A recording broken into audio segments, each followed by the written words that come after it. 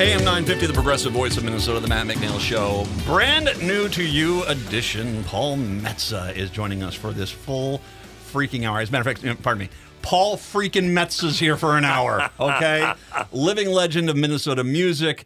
Just an absolute treat to talk with every time I've had him on. I had you on a lot here because, yeah, just a slacker year for you. 2 books, 2 books, a major show, revisiting the Jack Ruby song on the 60th. My God, you've done so many things this last year. It's just been amazing.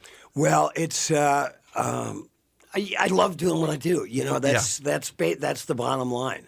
And I run my own life, and I have slacker sensibilities like the rest of us out there. Yeah. But most of the time, I'm getting things done, and it makes it all worthwhile. You are, I want to make sure, of course, you're down here right now. We're recording this live in studio, which is great to see you, my friend. You, of course, you take residence up in Duluth there. I want to start off with one of the most underrated holiday towns in this country, Duluth, Minnesota. It's cold, it's a little windy, but that town is just fun in Christmas time. Oh yeah, and Bentleyville's the big thing. In fact, I've got my nephew Jason, who was you might have bumped into him. He was the state rep for 6B. Mm-hmm. He followed Tommy, the late great Tommy Rocavina, bringing his 2 boys down. So Uncle Paul, nephew Jason, and his 2 kids are going to go do Bentleyville here probably in the next handful of days. So. I think there's interesting because it's a town. My dad almost said it to me one time. The worst accident he never got into was in Duluth. He was at the top of the hill. It must have rained, and he just started going down, and physics started to kick in, and he realized, I can't stop this car. Right. And I'm picking up speed. By the grace of God, no one hit any of the intersections at the same time. He went through, finally got to a point lower down on the hill where they'd cleared some of it and was able to put the brakes on. But, it's kind of one of those places where winter there is so obnoxious and it can be bad. But at the same time, I think that's the case. That some of the best holiday cities are cities there where they say, this is what we are. We're going to go out and have a good time with this. Yeah, and you had to, you've got to get used to driving. I found out the best way in a snowstorm, you go east and west, not up and down. Yeah.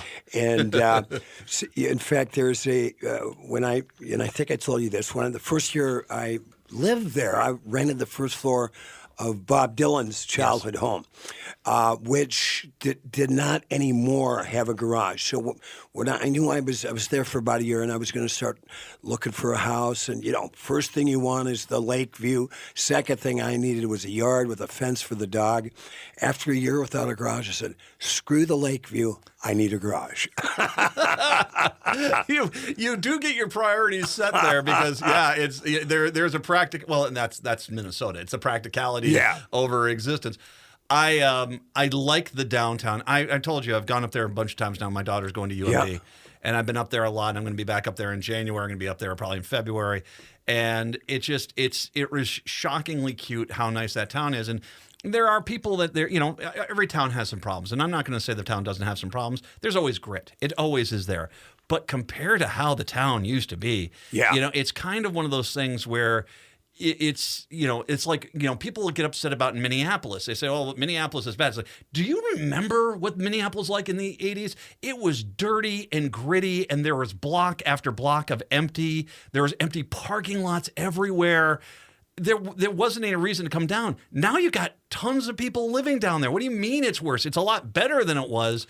It just is. I think that, there's a lot of people that like to be negative for negative's sake. And I'm like, I look around, I'm like, gosh, this place is cute. I like it here. Well, I moved into town in 78, and I've had a problem with people that saying, over the years before they redid Block E, Block E is so dangerous. Not for me. I mean, I lived in South right by a great little street called Ridgewood Avenue behind Rudolph's Barbecue. Yeah. And I walked downtown, stumbled home. But you get down to Block E, and you had like the legendary lineup down there off 7th. You had Moby Dick's. You had Brady's Bar. And there was about 4 or 5 bars just in that block. But the thing was, you still had riffraff downtown, but you had bouncers standing outside of each of those bars. So nobody got together in groups and caused anybody's problem. They just kept moving the riffraff along. And, once you got inside the club, you were safe. Now, it's funny. My first big gig in downtown Minneapolis with the Cats Under the Stars, we played at Moby Dick's. They had just put in a new stage and a new lighting system. And I remember the guy, I think his name is Bobby Gold. He had, it was just classic bar owner, bad perm, lapel down and just above, open to just above the navel, hairy chest with the necklace.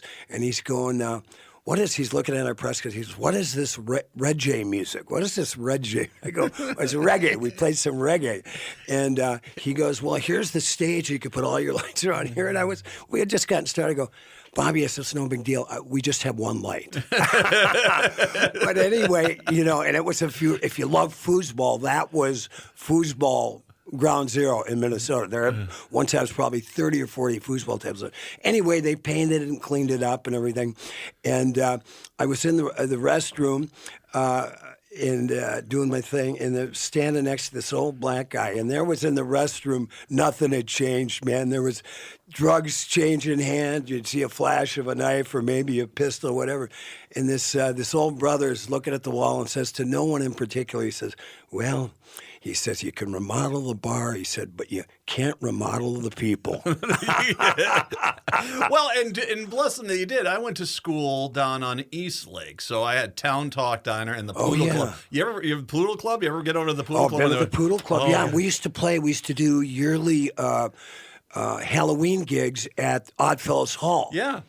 I would go, I was at Brown, going the radio school. It was right around the corner. Yeah, well, and we had the one over on 55 and Lake, and then they had the other building that they had opened up, and that was right across the street. And so, like, in between classes, we'd run over and get that god-awful biscuits and gravy and a beer, the little mini beers, and we'd have those and head back to class because that was Minneapolis. But I always loved Town Talk, because that was like a restaurant that was designed not for customers, because they had one booth that could fit maybe a half of a human being, and then they had the 4 booths there, and everyone in there was this elderly Scandinavian South Minneapolis guy ordering walleye, because it was one of the few places in town you could get fish with your eggs. Wow. And they all loved it, and they'd come in, there was just a flannel shop. Right. And so you'd go in there and do that. But I also remember down in Uptown, when Uptown was gritty. And that when the Walgreens used to be there, we used to go up on the roof of Walgreens because you could sneak up on the roof there and just hang up there all night long. It was a lot of fun up there. Well, I loved Lake Street too. When I moved to Minneapolis, before I moved, I lived in 77 for about 6 months at 24th and Bloomington. Yeah. And back then, the cafe right off on Lake right up Bloomington was Curly's Cafe. Yeah. At one of the best breakfasts, and they were open till about 3 a.m. Now, on the other side, then when I moved over to Ridgewood, it was a beautiful for young, starving rock bands because you had Taco Tuesdays at the Rainbow, which was a wonderful restaurant. Yes. Wednesday nights, you went to Liquor Lyle's, and you got the big block of government cheese and free chicken wings. And then on Thursday, if you had a few bucks, you had half-price oysters on the half shell at the Green Mill. Oh, God. You got, one that we did all the time, dollar dog days at the Old Dome. Oh, yeah. Like if you were really hungry, dollar dog, you just had to pay $3 to go watch a bad Twins team, but then you get the hot dog, and you actually could eat and get a show. It was like in the days before internet, we actually had entertainment like that. There was character there that it kind of is lost, and I think that there's a tendency for people to look at this and kind of like the bad side. When the problems in Minneapolis, when they existed, happened in the empty spots. Yeah. They didn't happen at Grumpy's. They didn't happen down on the south end of Lake Street or on Hennepin Avenue down there towards the Basilica. It didn't happen there. It happened in those parking lots or where the Kohl Center is now on 6 or across from Hennepin, where that was an empty lot. There was always problems over there. Yeah. It's the problem isn't the places. The problem was the empty places. Yeah. Well, I never felt afraid anywhere in Minneapolis, but I do have to, because I drove by it yesterday. I always got a kick out of Mortimer's, and I was wondering if the sign is still there, and it is. And so I drove by, and it says Mortimer's. It's an old big plastic sign. It was there in 1978. says Mortimer's Bar and Restaurant. Now, when you go in, you go to try to order some food, you'd go, well, where's the restaurant? They'd go across the street and they'd point at Rudolph's. You could occasionally get a hot dog there, but it wasn't a restaurant. One of the things I love about Minnesota in winter is you've seen the old pictures of like Hibbing in Virginia. Oh, and yeah. stuff, the Christmas. God, they used to put the show on, didn't they? Oh, yeah, yeah. Well, in Virginia, I was just up there last week playing at Flamers, and they still do a nice job. But, yeah, I mean, over the years, it was really winter wonderland. Mm-hmm. And Duluth doesn't quite do it like it used to back when it was the city of the North. You know, we'd come down from the range to go to the Christmas parade, and it was like, you know, Duluth to an Iron Ranger was like Minneapolis. Mm-hmm. You know, that was the big city. In fact, my mom and dad met there. There's a great story. My dad's going to UMD Teachers College. My mom's going to St. Luke's Nursing School, mm-hmm. and she's staying at the St. Luke's Women's Dormitory. Well, my dad was a bit of a dog with his buddies and just loved to chase women. In fact, they used to put their skates on and go from rink to rink to try to meet girls. And if they didn't see any girls at one rink, they'd keep their skates on, hop in their car, and drive to the next. Now, and this is, you got to remember, all these cars had clutches back then. Yeah. And they're driving with their skates on. Anyway, he has the number of a woman he met. We'll say her name is Nancy, who's a St. Luke's nursing student. She's living at the women's dormitory. My dad, Elder, calls up and says, hey, is Nancy there? My mom, Bess, happened to be, whose name was Bess Paul. Her maiden name is my first name. So she happened to be working the phones that night. So he goes, yeah, is Nancy there? And she goes, no, she's out for the night. And he goes, what's your name? She goes, Bess. He goes, what time do you get off work? He goes, 9 o'clock. She goes, 9 o'clock. My dad said, can I buy you a beer at the Casa de Roma after your shift? She said, yeah. That's how my mom and dad met, on kind of a blind date. By the way, this is a lesson for all you modern guys out there. Stop sending pictures to DMs, okay? Just talk to people. Talk to people, for goodness sake. How badly did they carve up the clutch with the skates? Well, back then, my dad said there used to be 5 or 6 rinks that they would hit a night. Oh, yeah. Oh, God, I can only imagine. It was their car or their dad's car? It was his best buddy's dad was a doctor from Cook, Minnesota, so I believe it was, his name was Bud Heim. It was probably Bud's dad's car. Oh, God. Okay, that's brilliant. And then my dad also used to, in college, he was always kind of an entrepreneur, and he used to sell silverware and knives. And he would go over to Superior where there was more than one lady of the night. Mm-hmm. And he would go to these different places where those women plied their trade. And they would always go, well, Elder, maybe we could do a trade here for some of that nice cutlery. And according to my dad, he said, no, you've got to pay for this stuff.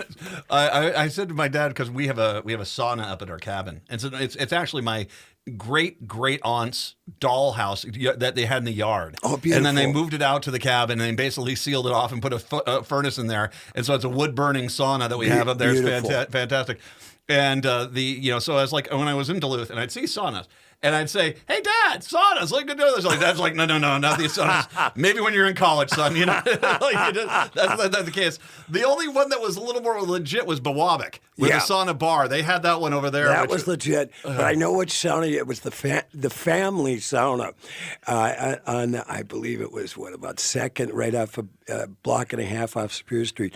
But I remember I knew a buddy of mine who's got a business. He owns a bar in Duluth, and he said, he goes, Dad would pick us up after our hockey games after school.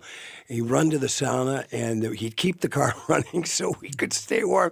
Because he'd run in for about 20 minutes and came back out with a smile on his face. We had no idea what he was up to. So we went on one of the greatest moments ever on the Christmas. Was Christmas Eve. We're over at Squagma, and so we're kind of by Gilbert and Biwabik. And we say, well, we want to go into town, but we didn't want to drive. It was like minus 20. Right. It was cold. Well, my brother says, well, there's a thing called the Biwabik bus. And so we could call the bar sauna and have the Biwabik bus come on out. So the bus comes up. That's primo Iron Range, dude. It just comes on out, beer bottles rolling all over the floor of this bus, back and forth, as it takes us out to Biwabik. We're there for about 2 hours. And by the way, I've got it, I know what it takes to be the band playing Bawabik's Bar Sauna on a Christmas Eve. Not the tightest band I've ever seen in my life. Although I played Bawabik on New Year's Eve, but it was a little nicer club. Well, it was New Year's there. So we're there. We're saying, where's my brother? Where's my brother at? He comes out, he's sweating. He's been in the sauna fully clothed because there's a girl in there. I was talking like, okay, you were trying to pick up a girl on Christmas Eve in the sauna, in the Biwabik Bar Sauna. Fully clothed. Get the bus. We're going back to that. We're done. Yeah, he was soaked. I said, do you realize this is how people die up here? I played in Ely, Minnesota, at a place called the Yugoslav National Home. It was a cool private club, cost $2 a year to join. And it was the year that it broke the record for cold. It was 60 below without a wind chill. And I was introduced to a drink up there called Palinkovitz, which was a cross between Jägermeister and Turpentine. But it steeled us because the people didn't leave till about 2 or 3 in the morning. I mean, they were literally, the television station from Duluth came up and they were pounding frozen bananas through 2x4s. But there was an old Finlander in Embarrass. And when, over the years on the Today Show, the icebox of the nation usually most of the time was Embarrass, Minnesota. And it was this guy, this old Finlander, that manned the thermometer. That year, Tower beat Embarrass by a degree or 2. So it was, and that poor Finlander went to his grave bitching about the fact it was the TV cameras that heated up the thermometer and Embarrass. Oh, God, that's so Minnesota. It's pounding bananas through 2x4s. Ladies and gentlemen, it's a family show. All right. Speaking of which, Christmas. You've got your great Christmas song, Christmas at Molly's. Talk a little bit about that. 1990, I got a phone call from Southdale. They were celebrating the 25th anniversary of the Southdale Mall, first open-air mall in America. And they were putting together a song of original Christmas music by Minnesota artists, and they had somebody drop out. They called me on a Tuesday afternoon. They needed by Wednesday at 5. And so they're talking to me, and I'm going, Southdale. I said, I'm Woody Guthrie. Why are you calling me? But before the phone call ended, I said, well, by the way, what does it pay? And they go, $2,500. I said, I think I have one around here somewhere. Oh, those Edina people. Oh, they're fantastic. So I have I have a list of song ideas on envelopes, electrical bills, more than a dozen or two whiskey stained bar napkins. And about 2 years before, I was at Molly's Bar in Superior on Christmas, and I had written down, because it was a kind of an absurd night, Christmas at Molly's. There were 2 good friends of mine, both have passed away, John Hall and Dick Blinn. So I grabbed my guitar, started working on it, and the next thing I knew, by about 10 a.m. the next morning, I had a 12-verse song that was really kind of explained the spirit of Christmas, called Christmas at Molly's. Now, the thing about Molly's Bar, which was interesting, I used to go up there after I played in Duluth, because Superior was always open an hour later, the bars. And I tell people when I was on KUMD up there, meet us at Molly's after the bar, because Molly was this lovely. She was, 80 years old at the time, but she was like this gypsy woman, and she would sit at the end of the bar and dispense like this gypsy wisdom, and you could buy her a very expensive shot of brandy. Expensive in Superior was about $3.50 or $4. Right.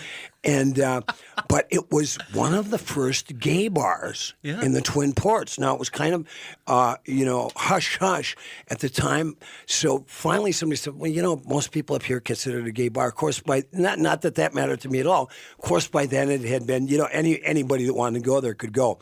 But but you walk back, it was like walking back in time. They had a beautiful, like, Barnum and Bailey's metal circus advertisement they used to put on buildings, and the old tin ceiling.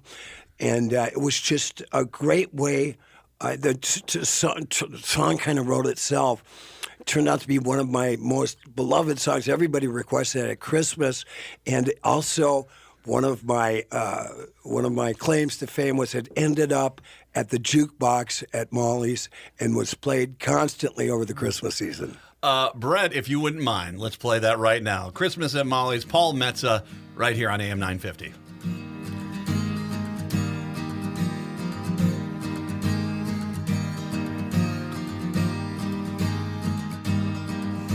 24th of December is a stranger I walk like I just lost the keys to this city. As a sailor I've sent postcards round the world, but the picture tonight wasn't pretty. I walked in the shadows of haunted hotels like a miner trapped in a cavern. Well, I looked to the east and a star it shone down, and it led me right to Molly's Tavern. So I followed the footprints made in the snow by Salvation Army musicians. I got in line and I stood right behind a tap dancer and two blind magicians. You would have thought I had been there before as Molly stood there to greet me. 80 years old with a gleam in her eye, said you're expected and proceeded to seat me.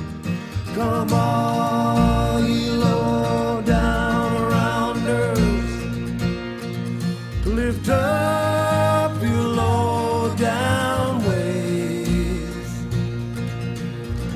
pass the malt and the mistletoe, it's almost Christmas Day.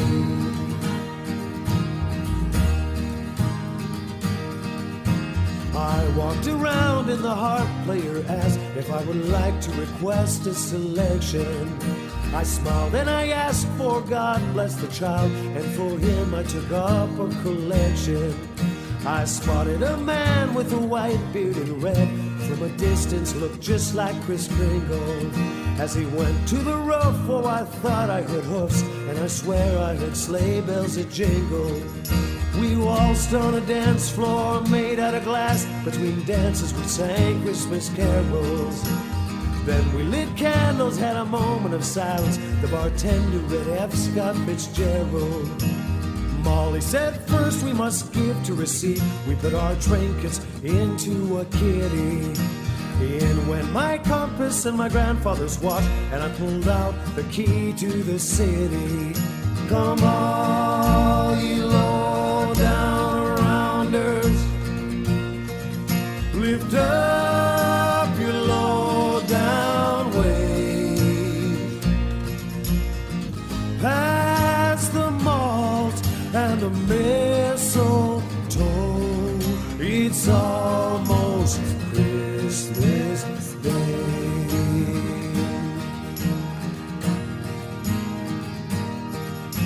And so I guess if there's a lesson I've learned, it is one that will keep me from danger. Sometimes you get lost just so you will be found, and return the kindness to strangers. I explained how I felt as I kissed Molly's hand, like a miner freed from a cavern. Merry Christmas, baby, is what she said to me, but it's like this each night in my tavern. So I sail on the oceans and stare at the sky, and it seems like the whole world's on fire. And I just want to make angel wings in the snow and sing this song in that midnight choir. Come on, ye low down rounders, lift up. Christmas time at Molly's. Paul Metsa will take a break. Come on back. It is the Matt McNeil Show right here on AM 950. Pass the malt and the mistletoe, it's almost Christmas Day. It's almost Christmas Day. It's almost Christmas Day. It's almost Christmas Day.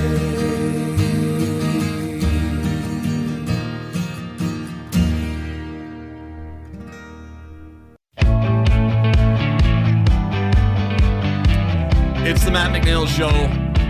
Brand new to you content. Paul Metsa joining us for the full hour. By the way, you just heard Christmas at Molly's from Paul Metsa, and that song sponsored by Southdale. Thanks, Southdale. We really appreciate it. That's a fantastic song, man. Thank you. Yeah, it worked out really well, and you know, the best songs really write themselves, and that one truly did. Although I spent most of the end of the night to do it, it came naturally. But the one thing I'm very proud of that song, several things I'm proud of. Number one, to honor Molly. In fact, there's a great video we did for it that people can find on YouTube. It's Christmas at Molly's, Paul Metsa, and we found some really nice vintage photos of Superior, Wisconsin, and of Molly. You know, Molly lived to be 99 years old. She was born on Valentine's Day. Her sister, who I always wanted to meet, they were very close in age, was a jazz singer. She went out to New York City and she got involved with the mob. So she worked all the time, you know. She worked all the time, but in mob, you know, run clubs. But David Carr, the great, you know, I remember meeting David Carr when he was writing for the Twin Cities Reader and the City Pages, and he'd written a great series of articles in the Minneapolis Tribune about a woman who was executed by a gang. They found her in that park kind of right by kind of 42nd, right off Nicollet. And it was a really intriguing article, one that you just you waited for the next week's installment. And I was sitting at McCready's bar one night where I ended up playing with my buddy Tom Arnold. And so Tom said, "Hey, I'd like to meet my friend David." So I went over and said, "Yeah, David." I said, "What are you doing?" He goes, "I'm a writer." I said, "What's your last name?" He goes, "Carr." I said, "You are David freaking Carr?" And I was so in love with his writing and continued to, you know, read him for whatever publication he was writing for. And then he ended up, the last 10 years of his life, writing the media column for the New York Times. In fact, and he passed away in the New York Times newsroom after doing an event at the 92nd Street Y. But the publisher of the New York Times said at his memorial service in New York City that he considered David one of the greatest writers the New York Times had ever employed. And which, number one, didn't surprise me. But number two, I was honored to have David Carr write the foreword to my book, Blue Guitar Highway. And in that foreword, he wrote great 8 pages. I was tears reading it when we finally got it back. But he said of all the Metsa songs that he's heard, he heard almost all of them, Christmas at Molly's was his favorite. It is a fantastic song, and it is a great holiday song too. There's a lot of meaning, there's a lot of depth, but I think that's what makes great Christmas songs. Yeah, is it's more than just it is kind of a little bit more than that. You came on the show early this year to talk about your last book, Blood in the Tracks. Yeah, and then talking about the recording of that album and the fights to kind of get that album out. So you are as you said, you lived in Dylan's house. Yeah, you are a Dylan expert. I mean, really, you could be one of those people that puts on those 92nd Street Y and puts you on the panel up there to talk about Dylan. Well, I love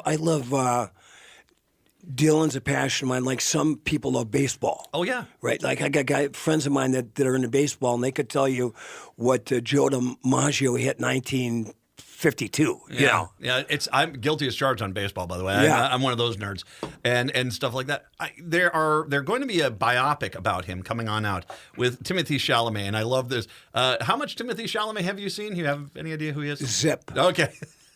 He's a great choice. Okay, so here's the two things I'll say that are positive about Timothée Chalamet in this. One, he actually is a pretty good actor. Right. He actually is. If you do see some of his stuff, he's a young guy, but he actually can act. And the second thing is this. It's like, okay, if Taylor Swift decided to do a bunch of Dylan songs, right, it might basically drive most Dylan fans crazy. Right. But you're about to see Dylan's popularity within this younger set grow. I'm all for Timothée that. Chalamet is going to bring a brand new generation into Dylan's legacy, and as it should be. I mean, this is a writer who, just like we talk about Chopin, Beethoven, 300 years from now, we should be talking about Dylan still.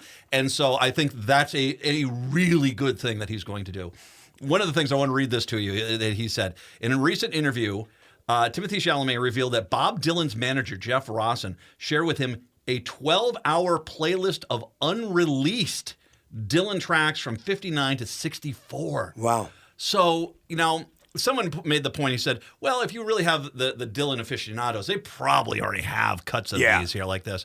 But talk a little bit about that, because this is something we've seen with Prince, we've seen with other people. I mean, the Beatles just released another song. you have a lot there. How much, first of all, talk about the treasure trove there, because, I mean, great writers just produce massive amounts. But as well, shouldn't there be, once an artist has passed away, shouldn't there be a recognition that, well, he didn't want this to really be released necessarily? Right. So shouldn't we honor that? Well, the thing about Dylan, the contradiction with Dylan, is he's left some of his best songs off records. Like I remember the Blind Willie McTell, which is one of his greatest songs, was recorded during the Infidel sessions with Mark Knopfler. And if you ever hear any versions of just he and Mark, Bob's playing piano, Mark's playing guitar, they're phenomenal. It ended up in the Biograph, the 5 LP box set, which I got. Now you can get it in CDs now, but it came out in '85. And we heard this song. We go, why the hell didn't this song end up on Infidels? Also, there's a great song called Up to Me that he recorded when he did the New York recordings for Blood on the Tracks. Another great song that ended up, of course, on one of the bootleg series that came out. So he's not necessarily the judge of his greatest songs, but I think I've got a list somewhere of just the cover songs he's recorded live or in studio or just in demos, and it's like 800 songs, right? Folk, blues, and jazz, which is the one thing I love about Bob Dylan. He is a real student of music. I mean, he knows his stuff, and I don't know. I'm curious enough where I'll listen to just about anything, But I see your point. But I'd love to hear what Rosen let Timothy hear. Truthfully, well, I don't know. Maybe the Chalamet release. Who knows? Like that. I agree with you when you talk about the greatest artist. It's surprising. I mean, Neil Peart, the great drummer from Rush. Yeah. If you watch their biography, he goes and talks about how in the mid-1990s, well established as probably one of the greatest rock drummers of all time. Yeah. He went to jazz school. And he learned how to play drums like a jazz player would. Yeah. Because and he talks with his jazz instructor, and he says there's a difference between ding ding ding ding ding and ding ding ding ding ding. Yeah. And here is one of the greatest musicians drummers of all time being able to say that. And that I needed to go back and learn something at a much later point in life. I think the greatest musicians, hands down, are the ones that never stop. And there's that love of music. They never feel like they plateau out. They never feel like they've reached the top. And they're always, like you said, I'm going to go into do jazz, or I'm going to do reggae, or I'm going to bring in some of these other things that experiment with this and really understand the music and what makes that music individual. And Dylan, of course, checks all those boxes. Well, and, Infidels, a record that I've, always loved, and had Sly and Robbie. The rhythm section from Jamaica on it. The greatest bass player and drummer in reggae were the rhythm section for Infidels, which I always loved. Me personally, when I found a list of, I was in my grandfather when he was his last few days. I was in his hospital room on the north side of Virginia, kitty corner from the Lynott Clinic, and I put a list of the styles of music, because I knew I was moving to Minneapolis, that I wanted to study guitar-wise. And it was everything from free jazz, acoustic blues, acoustic ragtime, electric space music, ECM guitar players, bebop jazz, bluegrass, flat picking. I had a list. And when I moved to Minneapolis, I was studying with Tim Sparks from Rio Neato. I was taking lessons at the West Bank School of Music. When guitar players would come in and play the artist quarter, I would try to get a hold of them ahead of time, and I would meet them at their hotel rooms and pay them. And I'd bring my little cassette recorder and take lessons. And I look back at that list, and also when I hear my playing, let's say in 84 and 85, I go, oh my God, I need to get an app on my phone now that said, find your own lick. Just rediscover where your hot licks went to, because I was playing, 4 or 5 nights a week, but I was playing 4 or 5 hours a day. And over the years, it becomes kind of a job. I don't want to say loses its luster, but there's things you want to do besides play guitar. But now I'm looking back at it and go, I just found that list the other day, and I go, okay, Paul, it's time to get back on the horse and start practicing again. Did you ever? I mean, okay, we all have a sick day. We all like this. Right? I mean, I love doing what I do, and there are some days I'm like, I don't want to go do this because I'm not feeling that well or stuff like this. Did you ever get tired of picking up a guitar and playing it? I mean, because I think the great players like yourself. There's always it's your long companion. It's your friend. This microphone's my friend. Yeah. You know, you find your friend, and it's your happy place. And sure, you might have times where you might not be as well with it, or might be playing another thing, but you always revisit it. Well, Brownie McGee, who's a big hero of mine, who I learned a lot from the great acoustic blues cat, played the Piedmont style along with Sonny Terry, the harmonica player. He always used to say, my guitar is my weapon against the world. Mm-hmm. And the thing about the guitar is there's so many different types of guitar playing. There's classical guitar, nylon string. There's flamenco, nylon string. There's electric bebop. There's acoustic jazz. There's 12-string.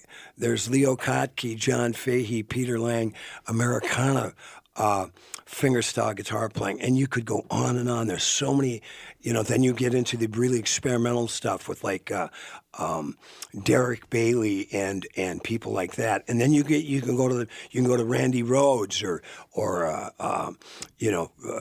Vernon Reid in Living Color. So occasionally the guitar, which is my lifelong friend. In fact, when I buy a new guitar, especially for some reason Telecasters, when I buy them, I put them in the corner of my bedroom so when I wake up in the morning, I can look at it. Because for me, the Telecaster, it's like the perfect woman. And like Keith Richards said, he'd sleep with his guitars because they're like, a female body.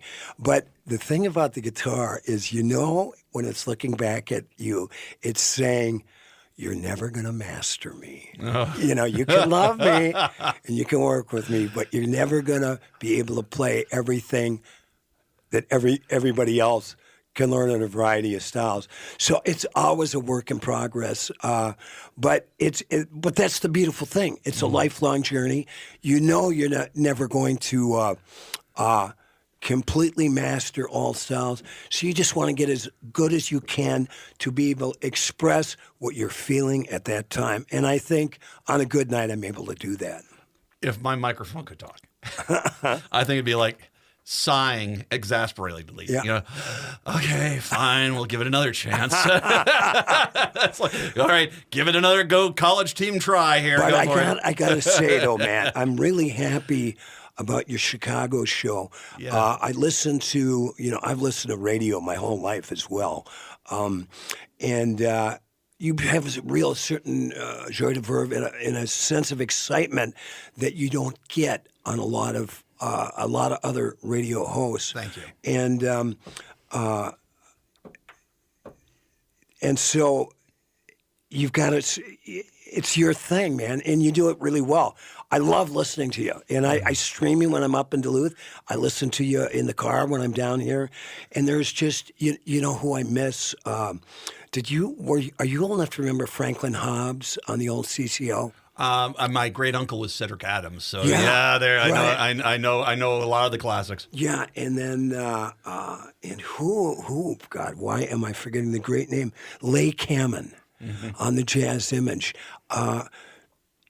I learned a lot of what I do on my radio show, and we'll be celebrating 10 years of the Wall of Power Radio Hour, thanks to the fine folks, Chad and the fine folks here at AM 950, is listening to great radio, like the great, who is now George Norrie's doing, but Art Bell. Yeah. I loved Art Bell. There's something about the magic of radio that I've always enjoyed. You are... Thank you. First of all, thank you. That's very appreciated. And by the way, the Wall of Power Radio Hour, Saturday nights at 6 p.m. right here on AM 950. You're a freaking treasure. You're an absolute treasure. You're important. And I'll say it like that. You're important. Thank you. And that is something. I'd have several ex-girlfriends that would disagree with that, but keep going. I've got a list out the door, my friend. I encourage you, if you're in Duluth, Wednesdays you're playing Blackwater? Blackwater Lounge, and I 231 East Superior Street, right down the street from the North Shore Theater. That's 6 to 8 o'clock on Wednesdays. Yeah, no cover, and it's really it's one of the classiest joints in Duluth. I had played there when Sonny Earl and I would play the Blues Fest, and I played the very first one, and now they're like 34th annual. We would always, for the last 12 or 13 years, play there afterwards at night on Friday and Saturday nights. So I developed a really nice relationship with them. And then, about last May, they got a hold of me and said, would you be interested in doing a Wednesday night? And I said, absolutely. It's less than 10 minutes from my house. It's great, great food, great cocktails. The PA is there for any working musicians out there. You don't have to hump your gear every week in and out. And the clientele is great. Paul Metsa. Paul, always one of my favorite hours every holiday. I can't tell you how much I appreciate it. Paul Metsa, once again, Wall of Power Radio Hour as well, 6 p.m. Saturday nights. And like I said, he's important. You need to be listening to him. Go buy his music. Go buy his books. We'll take a break, wrap up the show when we do return. It's the Matt McNeil Show right here on AM 950.